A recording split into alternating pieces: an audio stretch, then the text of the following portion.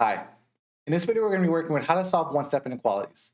But before we do so, we have to remember a few rules from solving one-step equations. You ready to begin? Let's go. Rules to remember.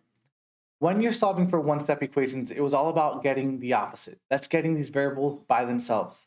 But in order to do that, you had to remember inverses.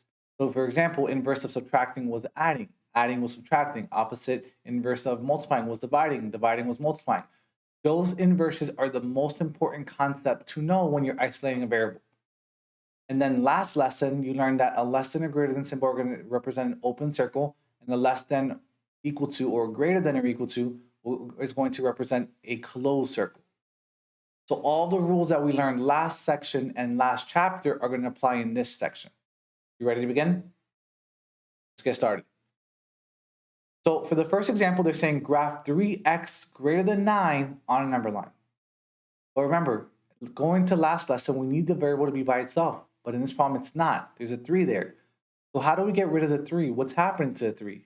3 and x are next to each other, which implies multiplication. So what's the inverse? What's the opposite of multiplication? Hopefully you agree it's division. So I'm going to divide both sides by 3.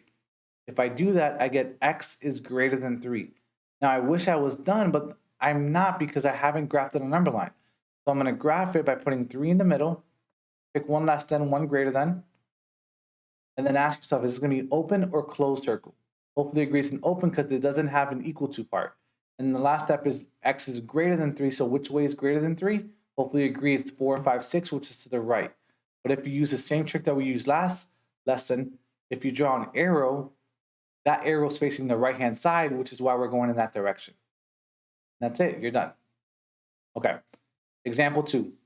Y is minus 5 is less than or equal to 2. So we want to graph it on a number line. So same concept, is y by itself? It's not. There's a minus 5. So what's the inverse? What's the opposite of minus 5? Adding 5. So I'm going to add 5 to both sides. Now when I add 5 to both sides, the negative 5 and the positive 5 are going to cancel because they're inverses of one another.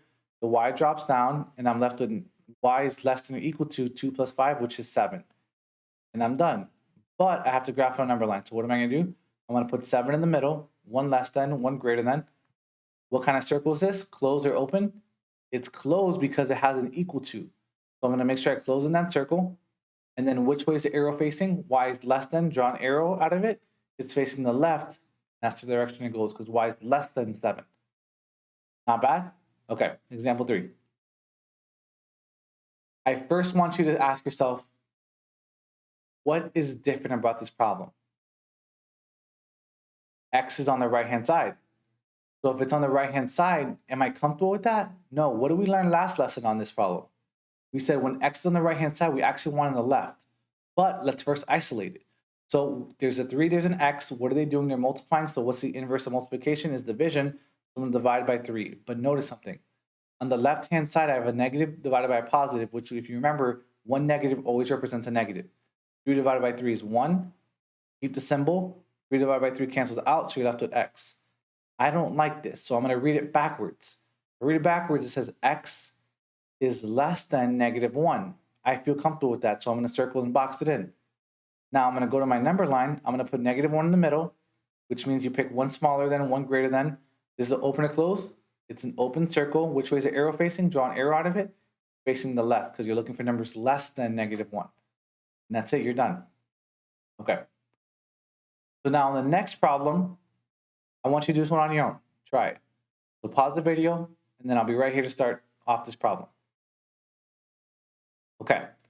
Graph x over 5 greater than negative 2 on a number line. So I want to isolate x, but is x by itself? It's not. There's a division symbol, right? Because over 5 means division. So what's the inverse of division? Multiplication. So I'm going to go ahead and multiply both sides by 5. When I do that, the 5's cancel on the left. I'm left with x is greater than or equal to negative 2 times 5. Remember, one negative remains negative. 2 times 5 is 10, so it's going to be negative 10. So what am I going to do? I'm now going to take negative 10. I'm going to put a number line in the middle. I'm going to pick one smaller than, which is negative 11. One greater than, which is technically negative 9. Open a closed circle. You tell me. It's going to be closed. And then you have to ask yourself, which way is the arrow facing? You're looking for numbers greater than negative 10. Draw an arrow out of it. And those definitely going to be to the right-hand side. And you're done. Hopefully you got that answer. If not, hopefully you saw the mistake where we left off.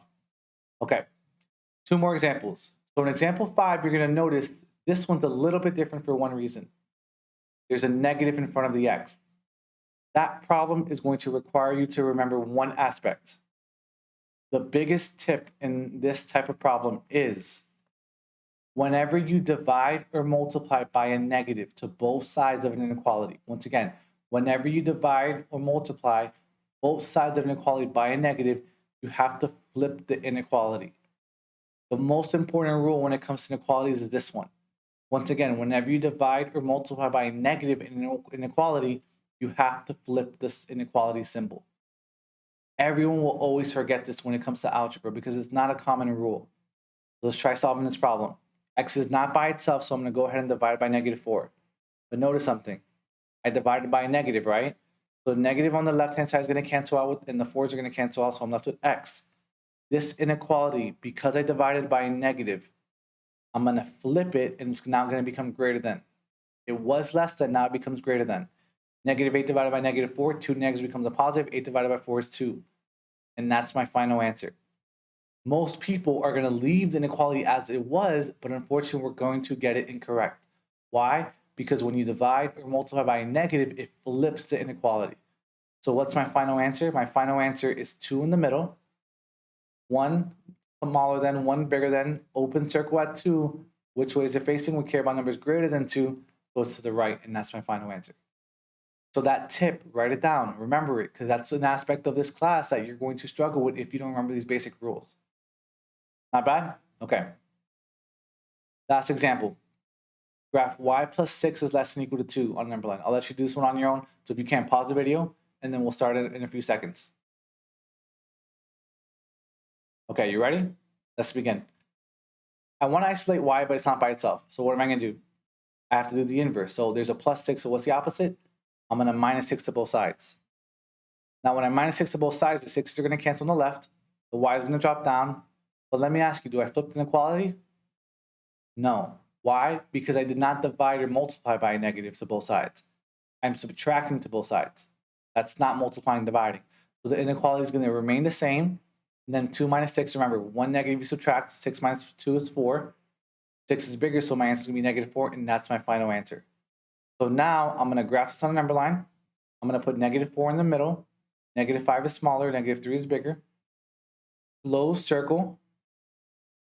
Which way is the arrow facing? I'm looking for numbers less than, which is definitely to the left. And that's it, I'm done. So this problem wasn't as tricky as example 5, for example, but you have to always remember, the biggest rule of isolating these variables is remembering how to do the inverse is the opposite. But when it comes to inequalities, if you see a negative and you divide by a negative or you multiply by a negative to both sides of an inequality, what does it do?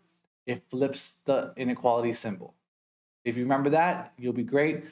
Best of luck. Thank you for watching. I'll see you next time.